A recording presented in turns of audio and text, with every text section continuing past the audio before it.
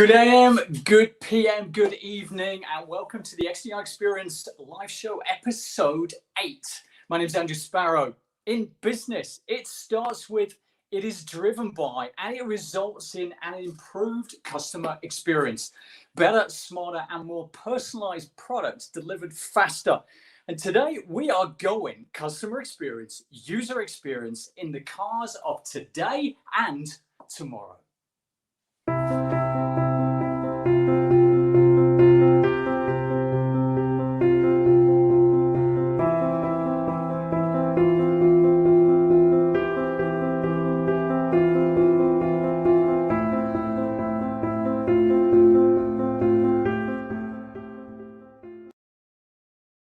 If you hadn't already gathered, I am an ACES Automotive Connected Electric Subscription and Shared Vehicle nut and determined in raising the profile of what is going on in the sector and making a real difference in this world.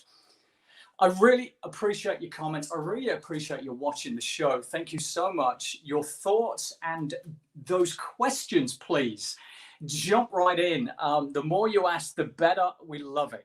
Now, there's a comment section down below. Ask those questions. Really do appreciate it.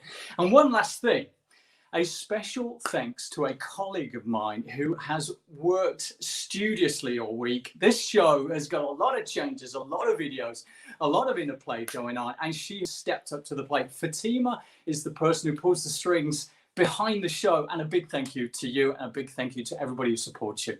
Anyway, let's get on the starting blocks from purchase to usage to servicing. Will we buy through a dealer or direct? Will we go in the showroom or will we do it online? Will we actually buy or will we share or will we subscribe? What's the future user experience and just how bad is the servicing experience right now? To talk us through all of this is John Lee. 25 years dedicated to creating the user customer experiences. He started out in consumer electronics. He actually helped bring to market one of the first ever touchscreen mobile devices. And after several years in e-commerce experiences, he was handpicked for the automotive sector to leverage technology for the betterment of the automotive user experience. Ready, set, go. With a rising population, increased emissions, and strengthening CO2 regulations, we're heading toward a paradigm shift in transportation. Autonomy, 100% electric, ride-sharing. It's not just necessary, it's inevitable. The traditional vehicle architecture will not meet these demands. Not even the current electric solutions will suffice. Simply put, small measures aren't enough. It's time to reinvent the wheel. Meet Indigo.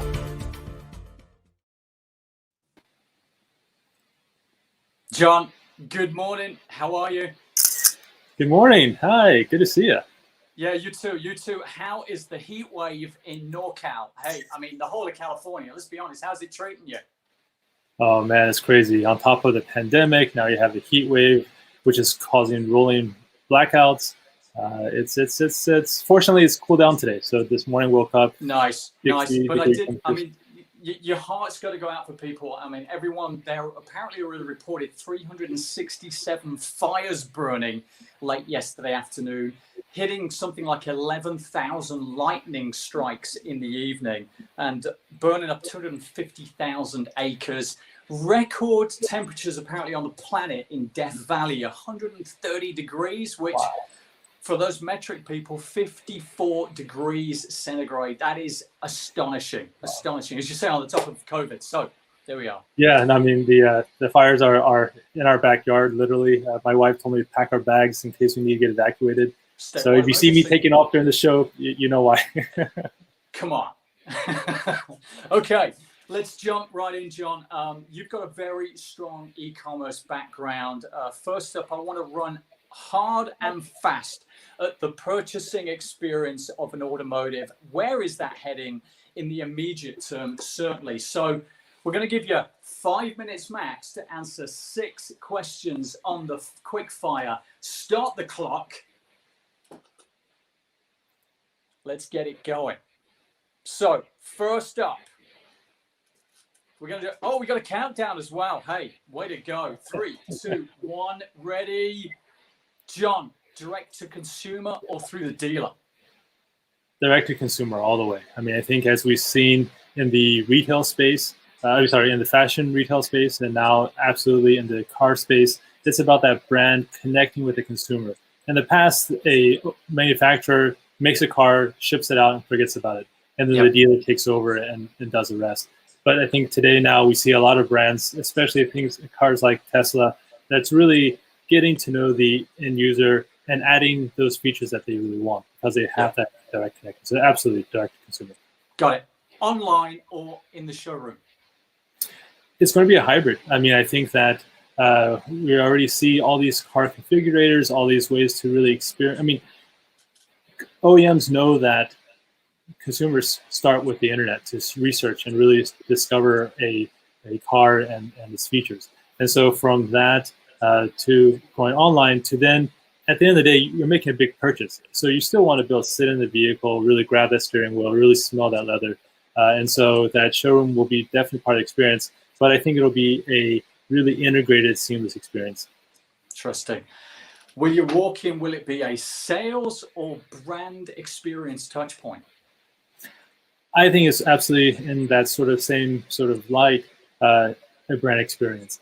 To the point where hopefully sales becomes almost transparent, where it feels, I mean, where a vehicle just says, it feels like it really meets my needs from the beginning. And it's more a question of not a salesperson trying to force something down you and throw in a free this or that, but rather I want my hands on that vehicle. Give me that vehicle now. So I think it's going to be hopefully a very transparent sales experience because it's already going to be meeting your needs very, very well.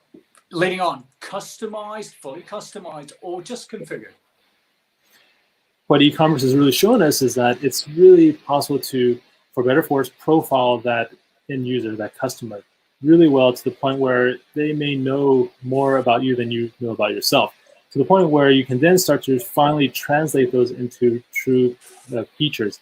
And I think, to answer your question, it's about 100% customized, where the type of upholstery and everything else really just meets exactly what you want, as opposed to at the showroom or at the last minute, sort of let me change and configure based on what I like as opposed to what I already want. A fully tailored, fully bespoke car, interesting for the future. I'm not sure everybody agree with you on that one, but anyway, we'll see. The big one, is it owned, is it subscribed, or is it just shared? You know, I think that the past few years with the increase of sort of shared mobility services, millennials don't feel the need to own a car. Who wants that expense? Who wants to have to worry about the car getting broken into without finding a place to park it? And so I think that there's already becoming a mind shift in terms of willing to not have to own a vehicle. I mean, decades of us have all gotten used to be able to just leave our stuff in the car. But I think that's changing because the benefits and the cost associated with that doesn't make sense anymore. So I think it's going to shift to becoming more of a on-demand service, and you can still have your car. The more affluent of us maybe will then be able to go and drive in the dune buggies in the Mojave Desert or whatever. But otherwise, I think for the rest of us, it's about only what you pay for what you need. Got it. AR, augmented reality, or virtual reality purchase? You know, I think that will be very interesting. I think that VR, for sure, part of it's limited by the hardware that's there. But as that becomes more accessible, VR is absolutely part of that experience of learning about the vehicle. And so VR is going to be a huge part of it. But at the same time, AR will allow you to see that car in your garage. Hold up to that device and, hey, that beautiful vehicle sits, in your living room as well. The garage, living room, whatever. Yeah. So cool, I would say. You got a big house. Okay, got it. Good. That's it. Done. 40 seconds to spare. Do we have any questions come in at this stage? Let's just take a look. Okay. Yeah, I thought so. How can you possibly batch of one manufacture economically, John? Are you crazy? Just only a little bit. I think, from the factories I've been in to seeing what Tesla and other companies like Lucid are doing, full automation, that's the only way to do it. To the point where in the past, you would have to make batches of vehicles that are exactly the same. now with this full automation, everything from your SAP integration to everything else, you can really have just-in-time parts to build a vehicle custom. So in your manufacturing line, instead of, again, 10,000 at once, you say, okay, this next one is for John, this next one is for Andrew, this next 3 is for this fleet, this next 2. So again, I think full automation is the only way to get there. Interesting. Okay, good to see how it plays out. Thank you for that. Let's move on. Let's move on now.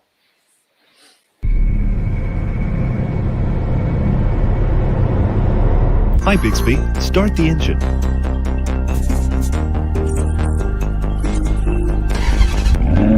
Hi, Bixby.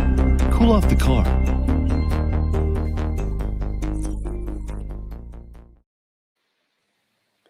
John, we're going right into your wheelhouse. This is absolutely your core. The ownership experience, the user experience is fast becoming based on a solid technical backbone platform.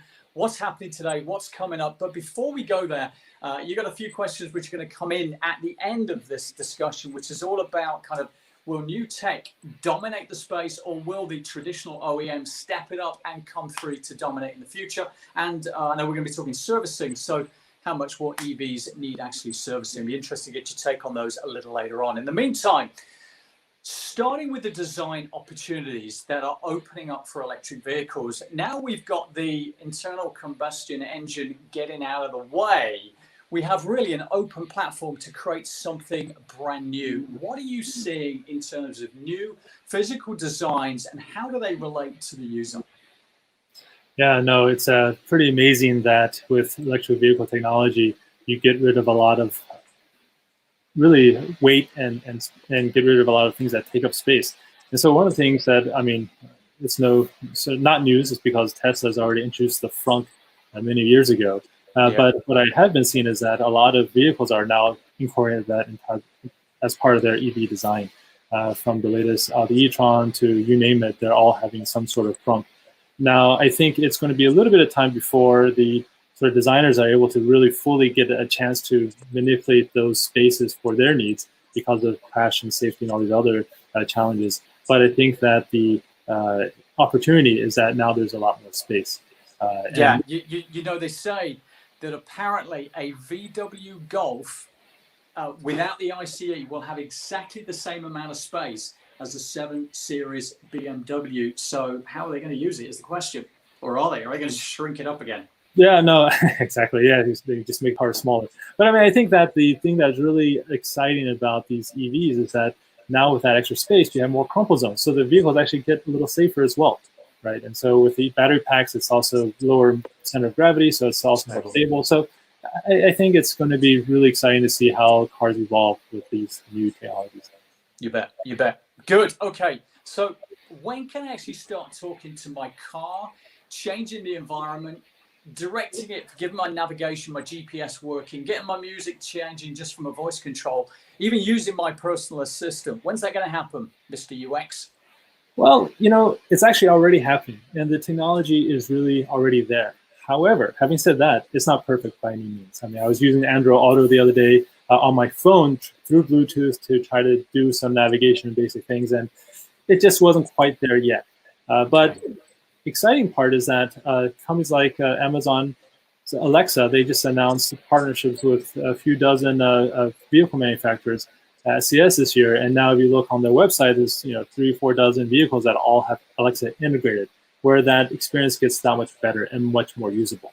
And I think that the other every manufacturer is trying to figure out how to incorporate audio, because you need to be safe, and why not speak out your command. You know, it just makes more sense to me to go voice in the vehicle, probably even more than home. I mean, I still haven't got my head around this great advantage of walking in my home going, Alexa, can you switch on the light? Alexa, can you pull the drapes? I mean, I don't know, it just doesn't feel right. Whereas in a car, it makes a lot more sense, because as I'm traveling home, I can say, turn up the AC, turn on the heating, etc., etc. So there's a lot more. It just makes more sense to me. I don't know. Am I crazy? And it'll probably save some marriages as well, as opposed to, hey, look up this for me. It's like, what do you mean? Look up yourself. I'm driving. Yeah. You got it. So who's going to win? An automotive brand OS or Apple iOS or Android or Alexa? Who is going to run the operating system for the vehicle? Will it be a platform for further apps to come in? Will it be open for that? What are you seeing? I think it's going to be really interesting. And having sort of been in the mobile industry and seeing Google buy Motorola, which was a total surprise and a wake-up call for me, really. I mean, yeah, you're Motorola. Right. Yeah. Wake-up call in the sense that, the manufacturers are driven by a very different set of metrics than a internet provider is driven by. And so for a vehicle manufacturer to now have to worry about building hundreds of people to build this ecosystem, build this OS, to build everything around it, kind of doesn't make sense. It does make sense for them to integrate and to take the best of the best and make that part of their experience. They own the experience, really. Whereas the Googles of the world, the Amazon of the world, they're internet service providers. It's about creating these services and creating these experiences. And to answer your question, I mean, I think that, again, Amazon with their huge content of media, of movies, of music, Google with the same thing, they are, and then on top of that, they have so much adoption of their voice assistants and homes already. Their voice data they're working with, they're clearly, both of those companies are in the lead. Yep. Apple not to be forgotten about because they too have that full integration and all that content as well. But their maybe user adoption of their voices is just a little bit behind. So I think it'll be interesting to see kind of how those things play out. Got it. Good. Okay. And lastly, let's talk autonomous. Let's step it up now. The autonomous revolution. Tesla saying this year potentially they're there. Waymo's getting pretty darn close. We just had the Amazux deal announced. Obviously, still got a little way to go, but that's hugely promising with the power of Amazon behind Zux and the technological advancement those guys have been making. When and how do you see that changing everything? Absolutely. I mean, it's very exciting times. What sort of neural networks and sort of machine learning has really brought us today. But I think a lot of people, myself included, thinks at least 10 years away before it's in mass consumer adoption. Elon won't agree with you. Elon absolutely will not agree. No. Because the reality is that the technologies are there and the foundational technologies are getting built now. And while there are those who are pushing that bounds, and we need those people to push those bounds to get faster adoption, the reality is that regulatory issues and all these other sort of issues still need to be addressed before it can be truly mass adoption. Yeah. Again, I think that we're already starting to see that autonomous trucking is happening. We're starting to see robo-taxi service really starting to come out into, again, very limited, what they call operational domain, very limited environments that they can operate in. We can start to see more and more full autonomy. And yeah, go ahead. Sorry, go ahead. I don't know, I was going to finally just sort of say that in consumer vehicles, we do start to see some of those technologies today, such as, stopping the car automatically to avoid a collision and so on and so forth. And I think that over time, for instance, if I want to drive down to LA to see you on Interstate 5, it's a long stretch where all I have to do is avoid the other cars around me. And that sort of couple of hours of straight road driving should be totally autonomous, and it's doable today. So you bet. You bet. Over the weekend, I wrote, and tell me if I'm crazy, but I basically said, I'm going to be in my home. I'm going to get on whatever device. It might be glasses. It might be contact lenses instead of my phone. I don't know. And call up my personalized vehicle, which I'm subscribed to. It will pick me up. It will take me to the freeway. It will get into these kind of totally autonomous fast lanes, which are doing 150 miles an hour plus. Then it'll come off and then do the last mile delivery of me personally in there. I mean, that's just where I see it's going. And I think once that's operational and about 30% are autonomous, the self-driven vehicles are going to be told, get out of here, because 99% of the accidents are being caused by us, the humans. That's just my theory. What do you think? No, absolutely. I mean, I think that autonomy will really bring about two fundamental changes. One is that it will free us. It will allow us to do things. If you still want to take over control and drive the vehicle, sure, why not? But in the case where you're stuck in traffic and trying just keeping from tailgating and crashing into the car in front of you, why have to worry with all that and instead drink your coffee, read your newspaper, whatever? I actually don't read newspapers anymore.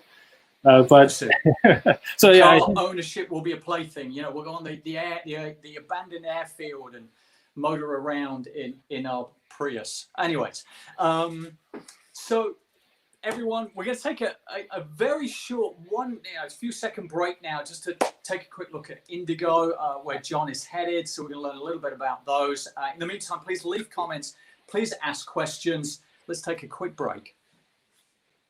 Meet Indigo. It starts right here in the wheel. Traditionally, hub motors have failed because they weren't dynamic or practical enough. Indigo's breakthrough solution is an active suspension system that's intrinsic to the motor's design, allowing for safety, comfort, and efficiency. And the cost for all this? Far less than you'd think, when it's done our way. By integrating this active suspension, we create a safer ride with improved handling. With the Indigo traction motor, the vehicle has unparalleled control so it doesn't lose traction. Our proprietary software responds rapidly to hills and curves in the road, helping to solve one of the great challenges for autonomous vehicles: motion sickness.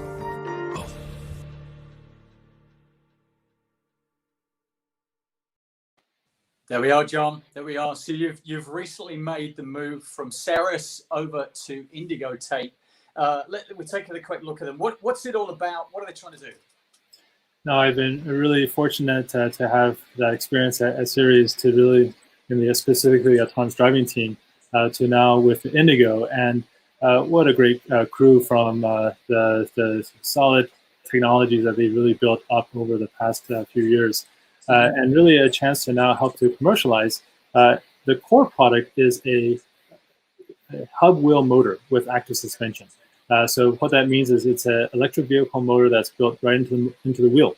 And that allows for a lot more efficiency, a lot more reduction of cost, a lot more reduction of material of the vehicle as well. And so with that, and with other technologies such as fast charging and smart battery management, the goal is to really build a ultra efficient vehicle for the gig economy.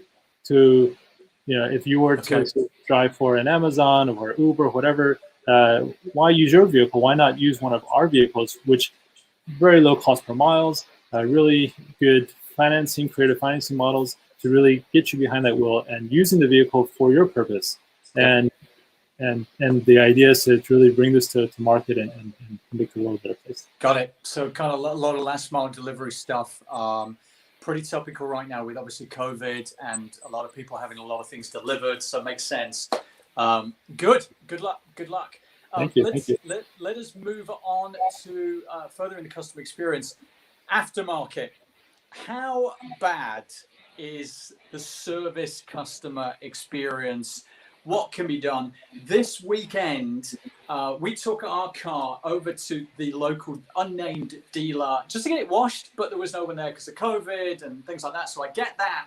However, we wanted them to upgrade the maps. And they said, sure, it'll take 3 to 4 hours to do, and it'll cost you $350.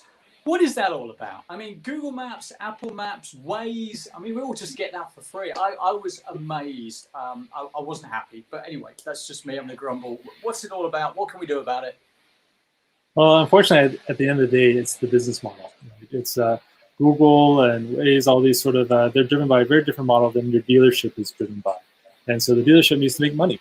And I think that fundamentally that's a area that will change, especially as we go, I believe, to more the direct-to-consumer model, and the brands really own everything. It's that service and that dealership model it's got to change with that.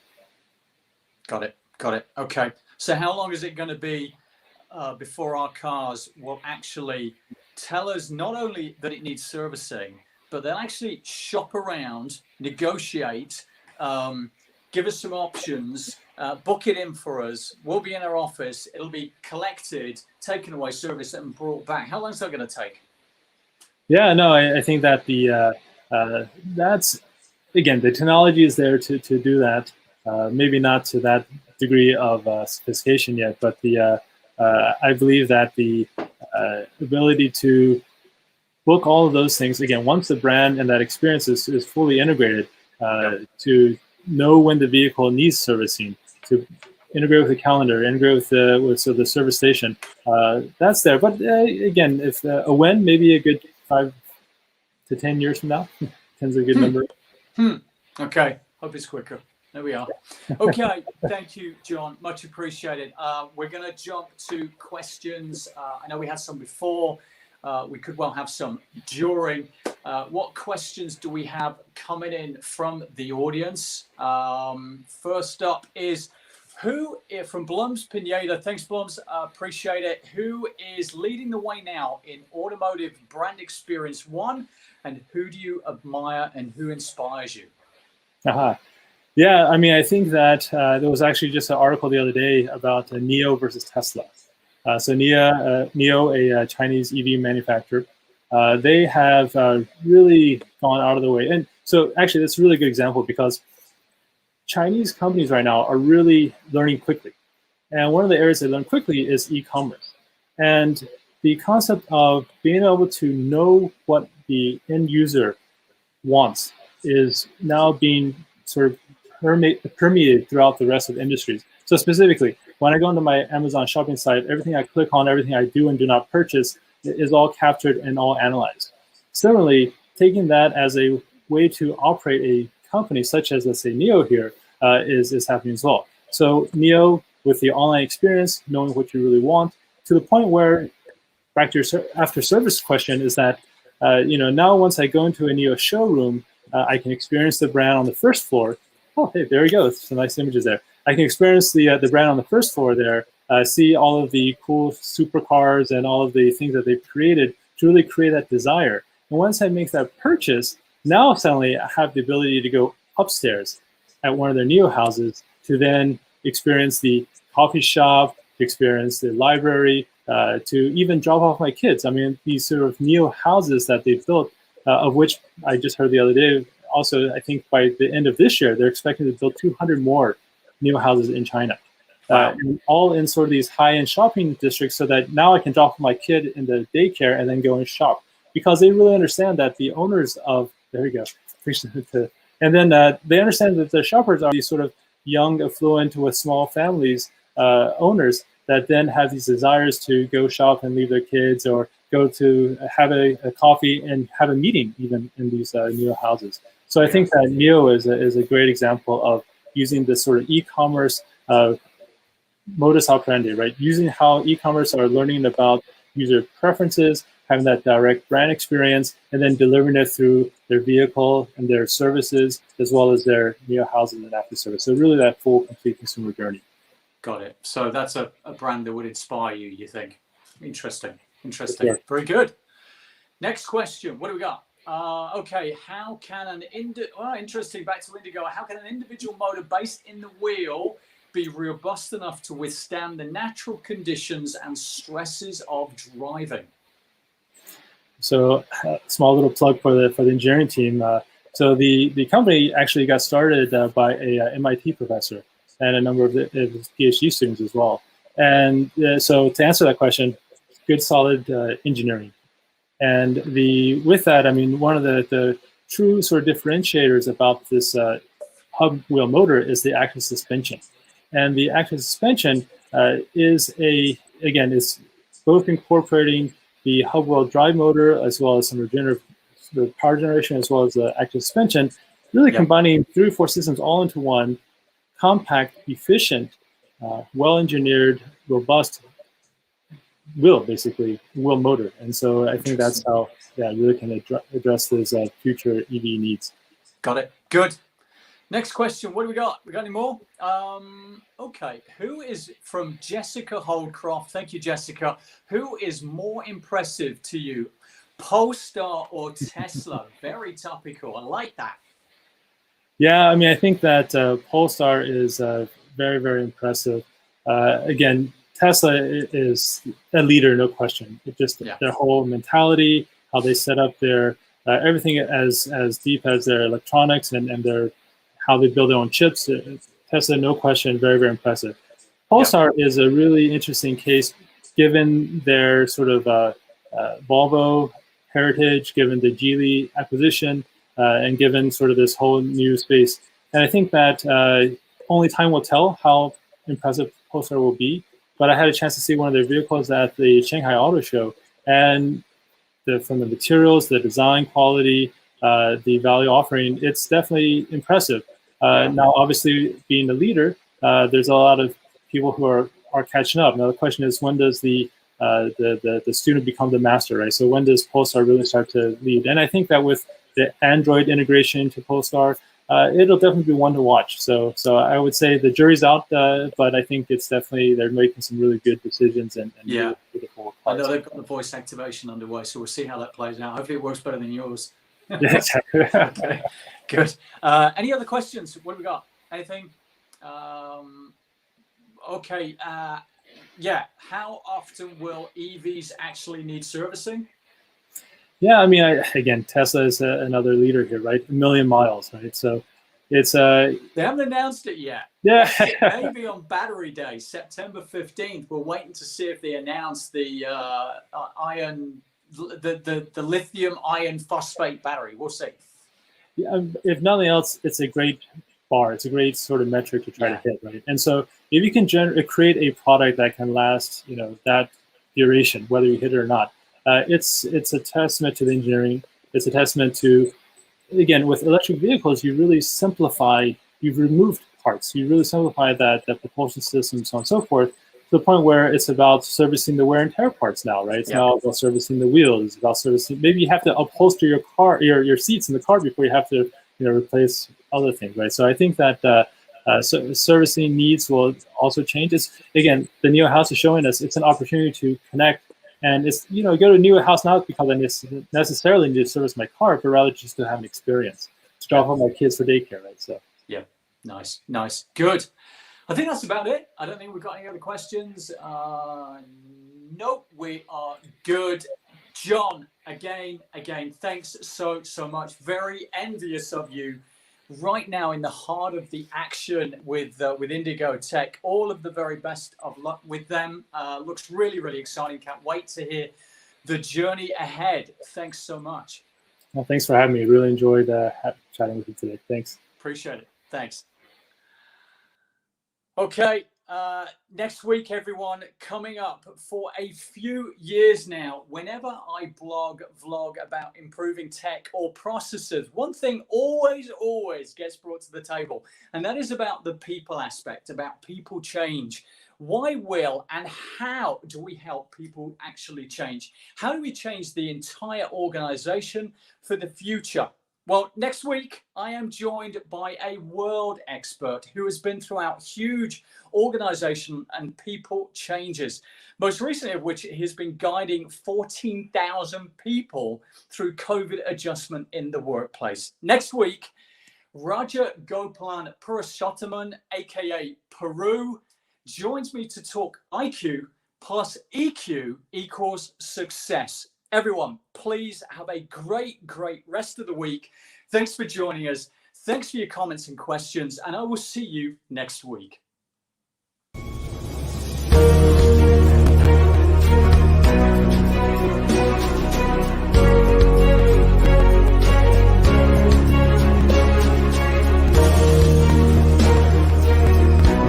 Percent of success in life, in every walk of life, professional and personal life, is driven by emotional intelligence, which has been proven by research. In my opinion, the best gift that you ever can give to your next generation is to teach them to manage emotions. Emotions are a very potent resource. If it is not used effectively, it can be destructive.